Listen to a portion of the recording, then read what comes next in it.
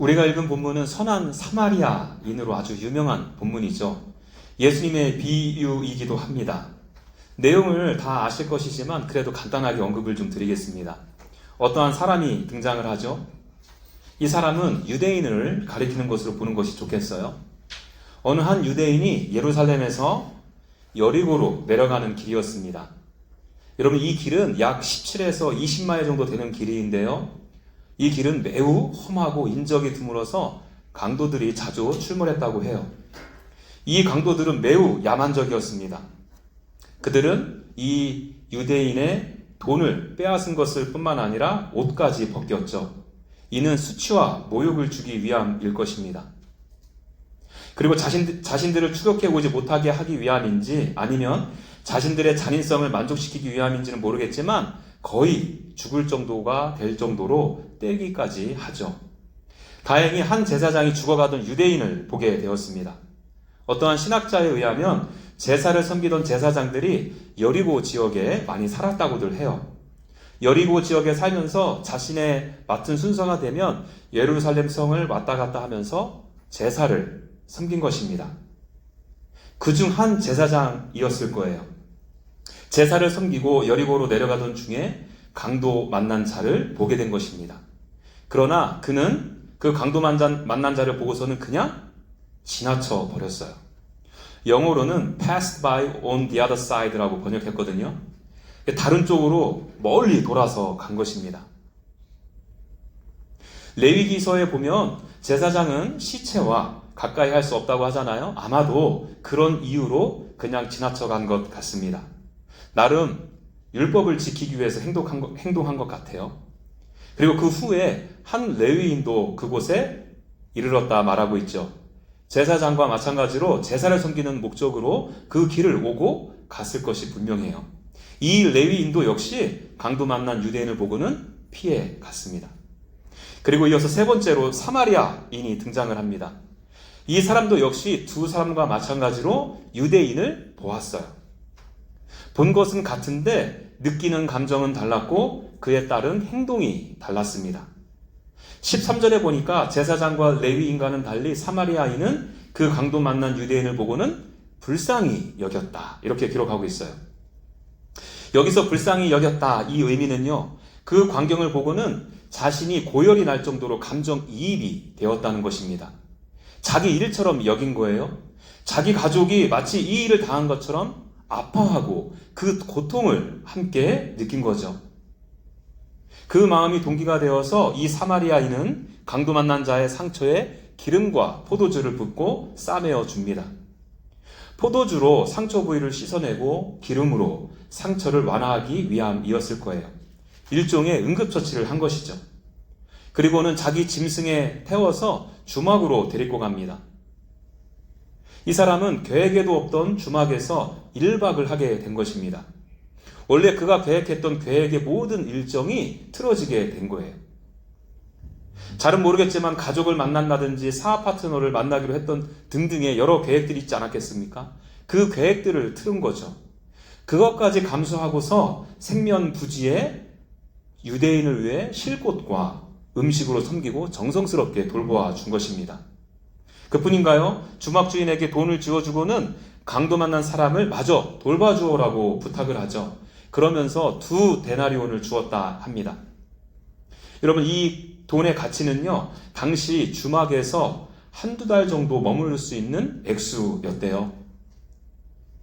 그것도 모자라서 만일 비용이 더 들게 되면 자기 자신이 돌아와서 이를 갚겠다 약속까지 하는 것을 잊지 않았습니다. 사실 여러분, 이 사마리아인이 유대인을 도왔다는 것은 당시 시대적 배경에서는 감히 상상할 수도 없는 내용입니다. 있을 수 없는 일이에요. 유대인들과 사마리아인들은 과거부터 깊은 원수지간이었기 때문에 그렇죠. 원래 사마리아 지역도 이스라엘 땅이었잖아요. 그러나 열왕기서에 보시면 북이스라엘의 아수르가 쳐들어오게 됩니다. 그때 아수르와 유대인의 혼혈로 생긴 민족이 바로 사마리아인이었어요. 그래서 유대 사람들은 사마리아 사람들을 가리켜 잡종으로 여겼고요. 사생아로 취급했습니다. 또 그 가운데 느헤미야서를 보시게 되면 바벨론에 포로되었던 이스라엘 백성들이 이제 예루살렘으로 돌아오거든요. 그들은 예루살렘에 돌아와서 성전을 재건해야 했습니다. 그런데 그 가운데 어떤 일이 일어나느냐? 이 사마리아인들이 글쎄 유대인들, 이방인들과 짜고 이 성전을 재건하는 것을 방해하기도 하죠. 그러니 여러분, 유대인과 사마리아인 사이에 감정의 골이 깊어질 수밖에요. 유대인들은 사마리아인들을 민족의 배신자, 언약의 파괴자로까지 여기게 되었습니다. 그래서 유대인들은 유대에서 갈릴리를 갈 때 사마리아 땅을 지나쳐 가야 하잖아요. 그렇게 지나쳐 가야 할 때 통과해서 가지 않고 우회해서 갔어요. 우리도 왜 보면 꼴 보기 싫은 사람과 눈 마주치는 것도 싫어하잖아요. 유대인들도 그게 싫어서 거의 2배가 되는 거리임에도 불구하고 돌아서 우회해서 갔다는 것입니다. 여러분, 이러한 배경에서 사마리아인이 유대인을 바라보는 시선도 역시 곱지 않았을 거라는 거죠. 죽어가던 뭐하던 무슨 상관이 있겠어요? 어쩌면 무시하고 가던 길을 가는 것이 자연스러운 반응일 것입니다. 그러나 이 사마리아인은 강도 만난 자의 이웃이 되어 주었다는 거예요. 자비를 베풀어 준 자가 되었습니다. 여러분, 이게 오늘 비유의 내용인데요. 이 내용을 살폈으니까 이 비유가 가진 핵심 메시지가 무엇인가도 좀 생각해 봐야 되지 않겠습니까? 여러분, 이 비유 다 아시잖아요. 이 비유의 핵심 메시지가 무엇이라고 생각하십니까? 우리는 보통 이 비유를 가지고 우리도 선한 사마리아인처럼 착한 일 합시다. 불쌍하고 어려운 사람들 도와줄 때에는 시간과 물질, 정성을 다해 섬겨야 합니다. 이렇게 알고 있죠. 여러분, 그도 그럴 것이 예수님께서 이 비유를 마치시고는 강도 만난 자의 이웃이 누구냐 하는 질문에 율법학자는 자비를 베푼 자입니다. 이렇게 답하잖아요. 이 율법학자의 대답을 듣고서는 예수님께서 뭐라고 말씀하시냐? 가서 너도 이와 같이 하라. 무슨 의미예요? 너도 이웃에게 자비를 베풀어라. 이 말 아니겠어요? 그런데 여러분, 오늘 본문은 그게 핵심 메시지가 아니에요. 핵심 메시지에 정확히 도달하고 그 메시지가 여러분들의 것, 저의 것이 되었을 때 그제서야 비로소 삶 가운데 나올 수 있는 반응 중에 하나라는 거예요. 그것이 바로 이웃 섬김이고요. 여러분, 저는 항상 성경을 보고 해석할 때 본문, 앞뒤, 전후 문맥을 살피는 것을 아주 중요하게 생각을 해요. 그리고 여러분들도 그러기를 바라고요. 그러지 않으면 정확한 메시지를 파악하는 것이 쉽지가 않습니다. 그래서 성경의 저자가 의도하는 바를 완전히 빗나가 해석하고 적용하게 되는 실수를 하기 때문에 그렇죠. 그렇기 때문에 기본적으로 우리가 앞뒤 문맥을 잘 살펴야 하고요. 그래도 부족할 때에는 앞장, 뒷장, 더 나아가서 그 책 전체가 가지는 주제가 무엇인지까지도 살펴봐야 하고요. 그래도 좀 뭔가 해석이 어색하다, 이상하다 할 때에는 성경 전체 66권이 가지는 주제 안에서 그 본문을 조망해야 한다는 거예요. 여러분, 오늘 비유도 마찬가지예요.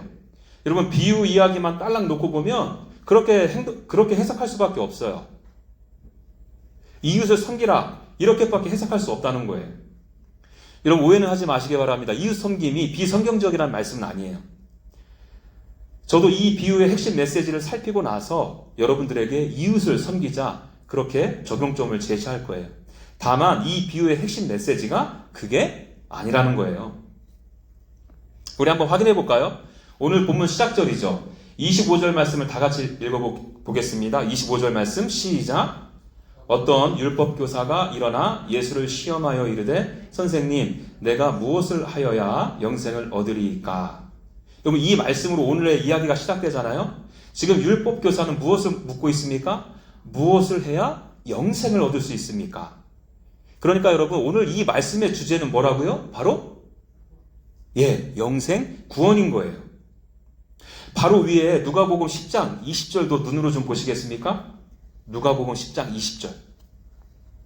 거기 보시면 이런 말씀이 있습니다. 귀신들이 너희에게 행복하는 것으로 기뻐하지 말고 너의 이름이 하늘에 기록된 것으로 기뻐하라. 이 말씀의 배경 다 아시잖아요? 예수님은 제자들에게 너의 이름이 하늘에 기록되어 것을 기뻐하라 하셨어요. 영생, 즉 구원 얻은 것을 기뻐하라는 의미 아니겠습니까? 또 내려와서 21절 보시면 이런 표현도 있습니다. 어린 아이들에게는 보이신다. 자신이 지혜롭다, 슬기롭다 하는 자들에게는 숨기신다. 이런 말씀 있잖아요. 무엇을요? 구원, 영생이죠. 문맥을 보시면 여러분 어린 아이들과 같은 자들은 바로 예수님의 제자들을 가리키고요. 반면에 자신이 슬기롭다, 지혜롭다 하는 자들은 누구겠습니까? 그 사람들이 구체적으로 누구인지 바로 오늘 본문에 소개하고 있는 거예요. 누구요? 바로 율법 교사요. 이 율법 교사가 스스로 지혜롭다, 슬기롭다 생각한 거예요. 자신이 의로와서 충분히 영생을 소유할 만한 자격을 갖췄다. 그래서 그것을 드러내기 위해서 지금 예수님께 이 질문을 하고 있는 것입니다. 이런 율법 교사가 영생, 구원을 얻기를 바라는 마음으로 예수님께서는 자비를 베푸는 사마리아인 비유를 그에게 들려주시는 것이죠. 여러분 제 말씀에 동의가 그렇게 확 안 되시더라도요. 27절과 37절을 한번 연결해서 생각해 보십시오. 27절은 아까 말씀드린 대로 무엇을 해야 영생을 얻을 수 있습니까? 하고서 25절에 그렇게 질문했잖아요. 그리고 그 답으로 너도 이와 같이 행하라. 37절에 이렇게 답했잖아요. 여러분 이 대답이야말로 행위 구원을 강조하는 말씀 아닌가요? 그렇잖아요, 여러분. 무엇을 해야 영생을 얻을 수 있습니까? 이렇게 질문했는데 너도 이것을 행하라. 선함으로 구원을 받으라. 이 말씀 아니겠어요? 이 대답은 우리 기독교 구원 교리의 본질이 아니죠. 지금까지 우리가 알고 믿고 있던 교리와는 전혀 다른 메시지가 되는 것이에요. 이해되시죠, 여러분? 그래서 여러분 이 본문의 주제는 영생에 있음을 먼저 알아야 되고요. 이 기초 위에서 선한 사마리아인의 비유도 우리가 살펴봐야 한다는 거예요. 자, 이런 관점으로 오늘 본문을 좀 이제 자세히 들여다보겠습니다. 좀 전에 말씀드린 대로 이 율법학자는 선생님 내가 무엇을 하여야 영생을 얻겠습니까? 하고 예수님께 묻습니다. 예수님께서는 이에 대한 즉답을 회피하시고는 율법 교사에게 율법에 뭐라 기록되어 있느냐 이렇게 되물으시죠. 너는 그것을 어떻게 읽느냐? 어떻게 이해하고 있느냐? 이렇게 물으신 거예요. 그랬더니 율법학자가 뭐라고 그래요? 내 마음을 다하며 목숨을 다하며 힘을 다하며 뜻을 다하여 주 너의 하나님을 사랑하고 또한 내 이웃을 내 자신과 같이 사랑하라. 이렇게 하셨어요. 이렇게 대답을 했어요. 여러분 구약의 모든 율법을 쥐어 짜내면 두 가지가 나오는데 그게 바로 하나님 사랑, 이웃 사랑이에요. 이게 맞는 말이에요. 이 율법학자가 바른 대답을 한 것입니다. 그래서 예수님께서도 그의 대답에 긍정해 주는 거예요. 내 말이 옳다. 그리고 이어서 하시는 말씀이 무엇입니까? 28절. 이를 행하라. 그리하면 살리라. 그래, 네 말이 맞다. 그러니 이것을 지켜 행하라. 그러면 너는 영원히 살 것이다. 이런 답을 주신 것입니다. 여러분 이 말씀을 한번 곰곰이 생각해 보셔요. 이 말씀의 의미가 하나님을 사랑하고 이웃을 사랑해서 영생을 얻어라. 이 말씀인가요? 여러분 아니죠. 어느 누가 하나님과 이웃을 완전하고 완벽하게 사랑할 수 있겠어요? 모든 율법을 정확하게 다 지켜낼 수 있는 사람은 없거든요. 율법으로는 의로워질 수가 없다는 거예요. 율법이 갖고 있는 기능 중에 하나가 무엇이냐? 우리가 죄인됨을 깨닫는 것에 있다는 것입니다. 그래서 여러분 예수님은 이 질문을 통해서 율법학자에게 지금 이런 말씀을 하시는 거예요. 그래, 완벽하고 완전하게 사랑하기 위해 한번 애써보렴. 그 시도의 끝에는 너가 그럴 수 없는 존재임을 깨닫게 될 것이다. 여러분 이 뉘앙스로 지금 대화를 이끌어가고 계신 것입니다. 그러면 이만하면 이 율법학자가 알아들어야 되잖아요. 그런데 또 못 알아듣는 거예요. 왜요? 스스로 지혜 있다 하고 슬기롭다 하니까 하나님의 나라가 지금 감추어져 있는 거죠. 이 율법 교사는 이어서 질문을 이어가요. 이번에는 29절 말씀입니다. 우리 다 같이 읽어볼까요? 29절 말씀 시작. 그 사람이 자기를 옳게 보이려고 예수께 여짜오되 그러면 내 이웃이 누구니까? 율법교사는 예수님께서는 하나님과 이웃을 사랑하라 하시는데 그러면 나의 이웃은 누구입니까? 이렇게 질문한 거예요. 여러분, 왜냐하면 유대인들은 이미 이 질문에 대한 신학적인 답을 갖고 있었거든요. 그들에게 있어서 이웃이 누구냐? 바로 유대인들이었다는 거예요.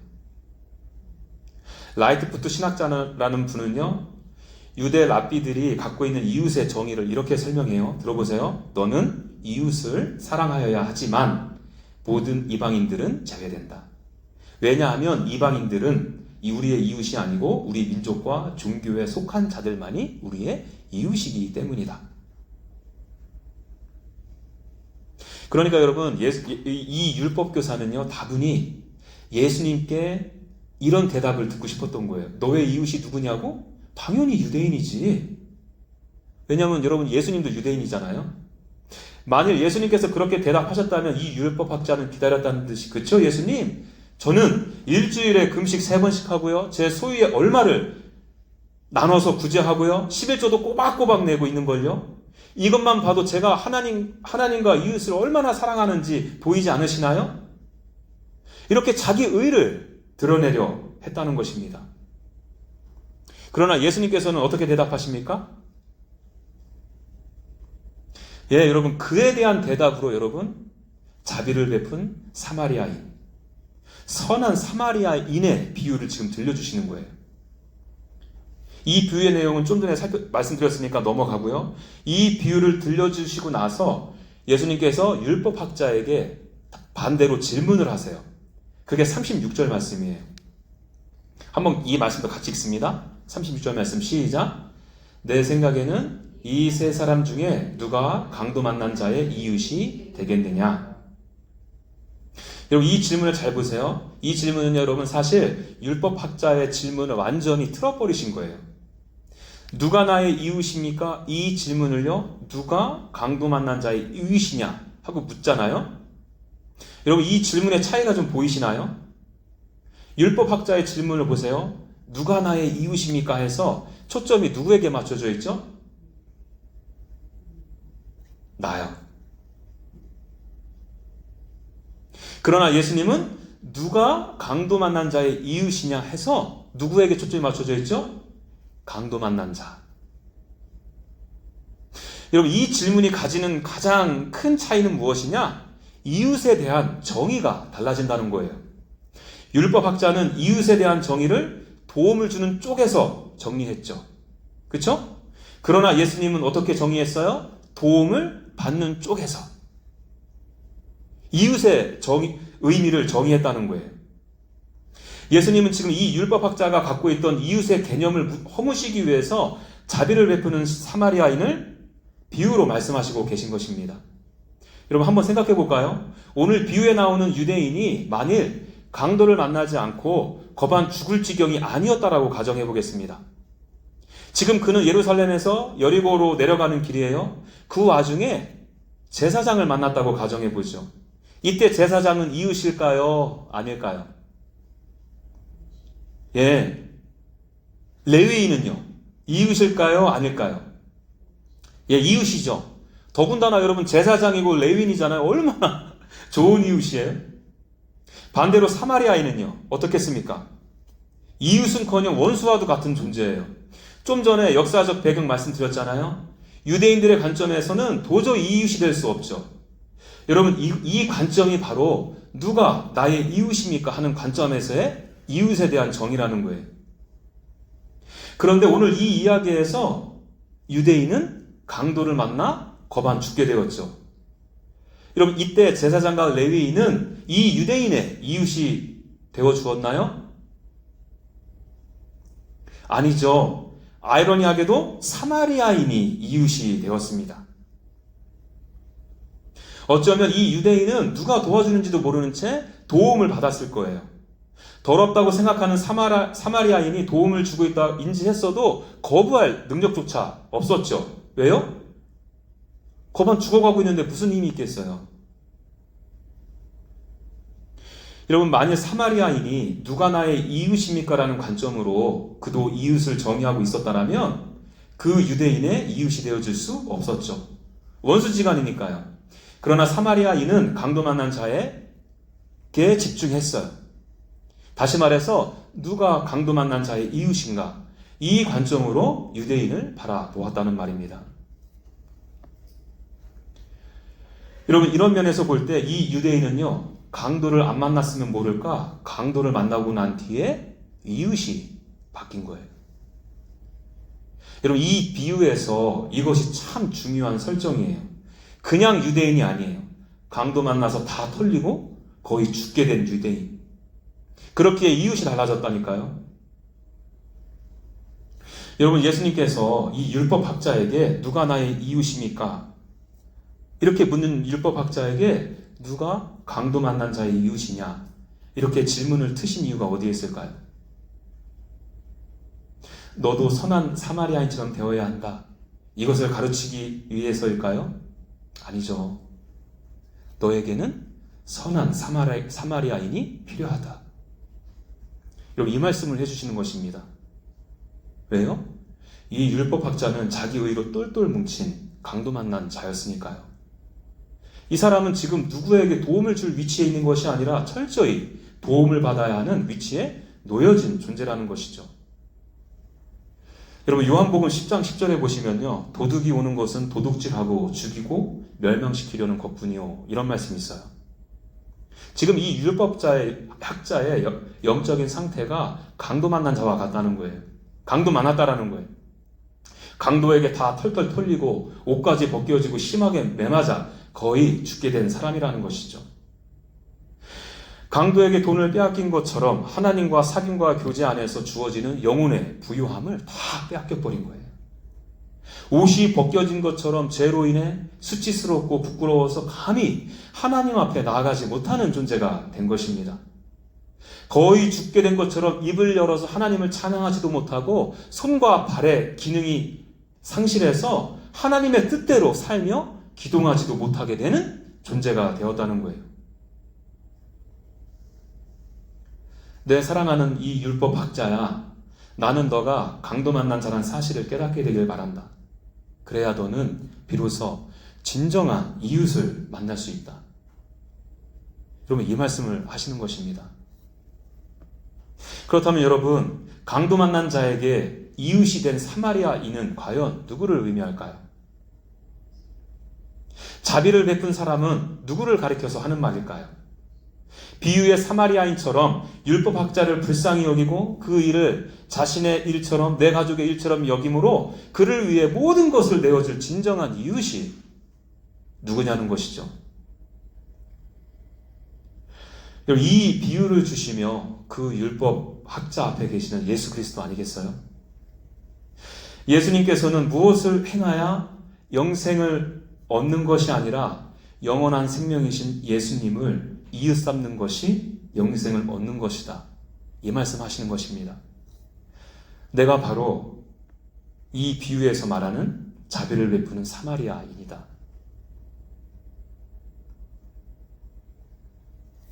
여러분, 이 말씀이 전혀 설득력이 없는 것이 아니라 강하게 설득력이 있는 이유가 있어요. 당시에 유대인들은요, 예수님을 사마리아인으로 취급했거든요. 제가 말씀 읽어드릴게요. 요한복음 8장 48절입니다. 유대인들이 대답하여 이르되 우리가 너를, 여기서 너는 예수님을 가리켜요, 사마리아 사람이라 또는 귀신이 들렸다 하는 말이 옳지 아니하냐. 유대인들은 예수님을 가리켜 무엇으로 보는 것이 옳다라고 지금 보고 있습니까? 귀신이 들린 자 또는 사마리아인이요. 예, 여러분, 유대인들은 지금 예수님은 유대인이시거든요. 그럼에도 불구하고 예수님을 가리켜서 사마리안 취급했다는 거예요. 사생아 취급, 언약의 파괴자 취급했다는 거예요. 여러분, 이렇게 사마리아인 취급을 받으셨던 예수님은 유대인들을 원수 삼지 않으셨죠. 오히려 그들의 이웃이 되어주기 위해서 이 땅에 오셨습니다. 예수님은 이런 강도 만난 자들을 위해서 십자가에 달리시고 돌아가셨어요. 죄가 없으신 예수님은 죽으심으로 하나님과 사귐과 교제를 강도당하셨습니다.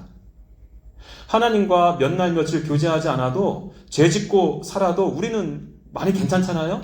어색함을 느끼지 못하잖아요? 근데 예수님은 다르죠. 하나님은 사랑이시다. 이렇게 말하잖아요. 삼위 하나님의 존재 방식이며 그 본질이 바로 사랑이거든요. 여러분, 이것이 송두리째 뽑히는 사건이 십자가에서 죽으심이에요. 이 고통을 우리 주님께서 감수하신 것입니다. 하나님이신 예수님께서는 수치와 부끄러움도 당하셨죠. 완전히 옷이 발가벗겨진 채 십자가에 달리셨잖아요. 여러분, 그것도 십자가의 높이가 사람의 가장 부끄러운 부위를 한눈에 볼 수 있는 위치 아니겠어요?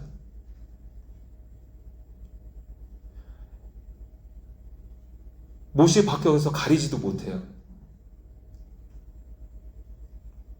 예수님은 거의 죽을 정도로 맞으셨죠. 심한 채찍질로 온몸에 살이 찢겨나가고 뼈가 보일 정도였으니까요. 여러분, 실제로 그 당시에 십자가형을 당하는 죄인들 대부분은요, 십자가를 메고 가기 전에 채찍에 맞아 죽는 사람들이 태반이었대요. 그럼 예수님께서 강도당하시고 옷이 벗겨지시고 거반 죽으실 정도로 맞으신 것입니다. 왜요? 강도 만난 자와 같은 그들을 사랑하시기에, 그들의 진정한 이웃이 되어주시기 위해서요. 그들에게 진정한 자비를 베풀어 주시기 위함이에요. 그래야 그들이 하나님의 관계 안에서 오는 풍요로움, 의의 옷을 입고 하나님의 자녀가 되는 특권, 그리고 영원한 생명을 얻어서 그제서야 하나님의 사람으로 살며 기동할 수 있으니까요. 여러분, 저와 여러분들도 마찬가지 아니겠어요? 여러분, 우리 영혼의 내면이 이 강도 만난 자라는 진리 앞에 마주해야 해요. 내가 갖고 있는 종교적 열심, 종교적 행위, 이거로 의롭다 생각하면 큰일 납니다. 아직 하나님의 나라가 그런 분들에겐 가려진 것이에요. 내가 영적으로 완전히 강도 만난 자라, 이 진리 앞에 마주해야 한다는 것입니다. 그래야 여러분, 내 이웃이 예수님으로 바뀌는 은혜가 임해요. 내가 나와는 상관없다 여긴 예수님이 진정한 나의 이웃이자 구주가 되어주시는 것입니다. 나를 불쌍히 여기셔서 자비를 베푸신 예수님을 그제서야 발견하게 된다는 거예요. 여러분, 이러한 영적인 놀라운 축복이 우리 가운데 임하기를 간절히 바라고요. 그리고 여러분, 이제 이 은혜와 축복이 동기가 되어서 올바른 목적으로 이웃을 섬기게 되는 것입니다. 이웃 섬김의 동기와 목적도 철저히 내 의가 될 수 있거든요. 율법 교사 보세요. 나의 의를 가시하기 위한 수단으로 이웃을 섬긴다 자랑하듯이 예수님께 말씀하잖아요. 아니요. 우리의 이웃 섬김은 자비를 베푸신 예수님을 경험하면서 따라오게 되는 반응 중에 하나인 것이에요. 다른 사람들을 향해서도 주체할 수 없는 용서함과 넉넉함이 생기는 것입니다. 예수님께서 나를 불쌍히 여기는 그 눈으로 나도 이제 그 이웃들을 사랑의 대상으로, 섬김의 대상으로 보게 되는 것이죠. 그리고 그 목적은 단순히 구제하는 데 있지 않습니다. 구제함으로 영원한 생명이신 예수님을 나누는 데 그 목적이 있어요. 그것이 그리스도인들의 구제의 수단이고요. 그 수단을 통해 예수님을 증거하는 것이 바로 목적이라는 것이에요. 보세요, 여러분, 강도 만난 자를 섬기는 것이 단순한 구제만을 의미하는 것은 아니었잖아요. 여러분, 이 내용을 통해서, 오늘 비유를 통해서, 그 구제를 통해서 누가 드러나셨습니까? 예수님이요. 나 한 달에 한 번 도네이션에 이것으로 만족해서는 안 된다는 거예요. 여러분, 그 영혼들이 복음 앞에 설 수 있도록 애도 덩달아 같이 함께 써야 한다는 것이죠. 아울러 여러분, 우리가 갖고 있었던 이웃의 정의도 이제 바뀌어야 돼요. 여러분, 나의 이웃이 누구입니까? 라는 이 질문은요, 사실 철저히 내 중심적인 질문일 수밖에 없어요. 내 상황이 허락하면 하지. 내 여건이 여유로워지면 이웃 섬길 수 있지. 지금은 안 돼. 하는 것과 같아요. 그리고 내가 생각하는 내 이웃의 범위도 상당히 좁아질 수밖에 없어요. 내 가족, 내 친척, 나와 마음이 잘 맞는 사람으로 제한시킬 수밖에 없죠. 여러분, 그나마 이마저도 나와 수가 틀리면 더 이상 내 이웃이 아닌 것이 되잖아요. 그것이 심지어 가족일지라도요. 우리는 예수님의 이 질문, 강도 만난 자의 이웃이 누구인가? 이걸 여러분 마음속에 간직해야 돼요. 이웃에 내려갈 때 만난 자가, 그 강도 만난 자가 내 이웃인 것이에요. 여리고 내려갈 때 만난 강도 만난 자는 내 가족일 수도 있고요. 내 마음과 맞는 사람일 수도 있고요. 그러나 그보다 훨씬 폭넓은 의미를 가지잖아요. 가족 중에서도 마음에 안 맞는 사람일 수도 있고요. 주고받은 것 없이 미운 친구일 수도 있고요. 회사 내에서 경쟁 관계에 있는 동료일 수도 있어요. 그리고 더 나아가서 역사적으로 갈등의 골이 깊은 골이 깊은 나와는 다른 민족이 될 수도 있고요. 다른 언어, 다른 피부색을 가지고 다른 문화 안에 살아가는 분들이 여리고를 내려가다 강도를 만난 사람일 수 있다는 것입니다. 여러분, 우리의 개념이 예수님께서 말씀하신 이 이웃의 개념으로 확장되어져야 돼요. 여러분, 이것이 영적인 성숙입니다. 하나님의 사람으로 더 자라나가는 거예요. 내 이웃이 무엇입니까? 이것에 머무르면 좁아질 수밖에 없다는 거예요. 우리가 여러분 그런 이웃들을 위해서 그들의 상처를 기꺼이 싸매주고 짐승에 태워 주막에 데려다주고 밤새워 돌보고 2달째나 되는 물질을 기꺼이 메워주어야 한다는 거예요. 한마디로 그 이웃을 위해서 내 시간과 물질 기꺼이 내어주어야 하죠. 내 계획, 그 계획을 틀어서들어요. 내 마음 다해 섬기고 돌봐주어야 한다는 것입니다. 여러분, 영생은 무엇을 행해서 얻어지는 것이 아닙니다. 참 사마리아이신 예수님을 이웃 삼는 것입니다. 나에게 자비를 베풀어 주신 예수님을 더욱 사랑하게 되기를 소망해요. 그리고 이제는 여러분, 우리가 그 사랑을 경험하셨거든. 누가 나의 이웃입니까? 이 질문에서 강도 만난 자의 이웃이 제가 되겠습니다. 여러분, 이러한 고백이 우리들의 삶의 열매로 드러나기를 소망합니다. 함께 찬양하고 기도할까요?